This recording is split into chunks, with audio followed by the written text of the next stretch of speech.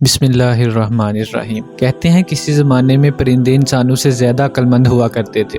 انہیں کسی بادشاہ کی ضرورت تھی اور نہ ہی وزیروں کی جو بادشاہ کو مشورے دیں، اور نہ ہی ایسے پرندوں کے کسی ایسے جرگے کی جو مل بیٹھ کر قانون بنائیں۔ ان دنوں میں جب بھی پرندے اکٹھے ہوتے تو وہ ایک دوسرے سے خوشی سے باتیں کرتے، ایک دوسرے کا حال احوال پوچھتے اور ایک دوسرے کو بتاتے کہ کون مر گیا ہے اور کون زندہ ہے اور کون پیدا ہوا ہے۔ جو بھی مسائل درپیش آتے وہ ان کو باہم مل جل کے حل کر لیتے۔ وہ قوانین بنانے کی بجائے اہم مسائل ایک دوسرے کو بتاتے تھے۔ ان کا ایک ہی قانون تھا، محبت اور دوستی کا قانون۔ نہ انہیں نفرت کا علم تھا اور نہ غصے کا۔ لیکن پھر ایک مکار شیطان پرندہ ان کے درمیان داخل ہو گیا۔ اس نے پورے علاقے کا جائزہ لیا۔ کیونکہ وہ پرندوں کی خوشیوں کا دشمن تھا، اس لیے اس نے ایک پلان بنایا۔ سب سے پہلے وہ مور کے پاس گیا اور اسے کہنے لگا، تم اپنے آپ کو عام پرندہ کیوں سمجھتے ہو، حالانکہ تم باقی سارے پرندوں سے زیادہ خوبصورت ہو۔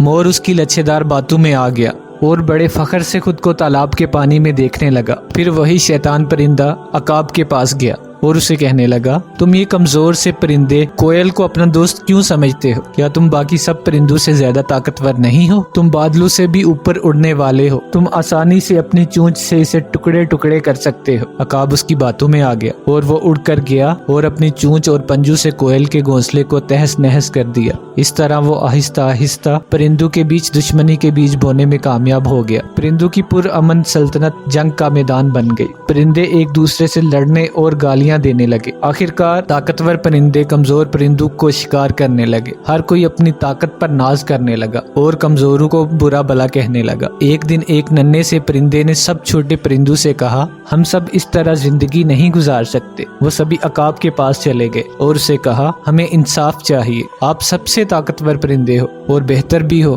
سب پر حکومت کر سکتے ہو۔ آپ سب کے اوپر حکومت کریں، بادشاہ بن جائیں، تاکہ اگر کوئی کسی کے ساتھ زیادتی کرے تو آپ اسے سزا دے سکے۔ عقاب خوشامد پسند تھا، فوراً مان گیا۔ لیکن پرندوں کے جانے کے بعد وہی شیطان پرندہ عقاب کے پاس واپس آیا اور اسے کہا، بادشاہ تو ہوتے ہی عوام سے خدمت کروانے کے لیے ہیں، تمہارے پاس وقت کہاں کہ تم ان بے وقوفوں کی لڑائیوں میں صلح کرواتے پھرو۔ بہتر ہے کہ تم ایک الو کو ان کا بادشاہ بنا دو، کیونکہ الو کو دن کے وقت نظر نہیں آتا، وہ صرف رات کو دیکھ سکتا ہے، اور جب روشنی میں دوسرے پرندے ہواؤں میں پرواز کرتے ہیں، اس لیے جب بھی کوئی مسئلہ ہوگا تو اسے نظر ہی نہیں آئے گا۔ جب نظر ہی نہیں آئے گا تو اسے ٹھیک کرنے کی ضرورت ہی نہیں پڑے گی، اور اس سے ہر کوئی جس حال میں ہوگا اس حال میں رہے گا اور آپ اپنی بادشاہت انجوائے کرتے رہیں گے۔ عقاب کو یہ ترکیب بہت اچھی لگی اور اس نے الو کو پرندوں کا بادشاہ بنا دیا۔ الو دن کو سویا رہتا اور رات کو جاگتا، اور اس دن سے لے کے آج تک ایسے ہی چل رہا ہے۔ وہ پرندے آپس میں لڑتے رہتے ہیں، عقاب اپنی بادشاہت انجوائے کرتا رہتا ہے،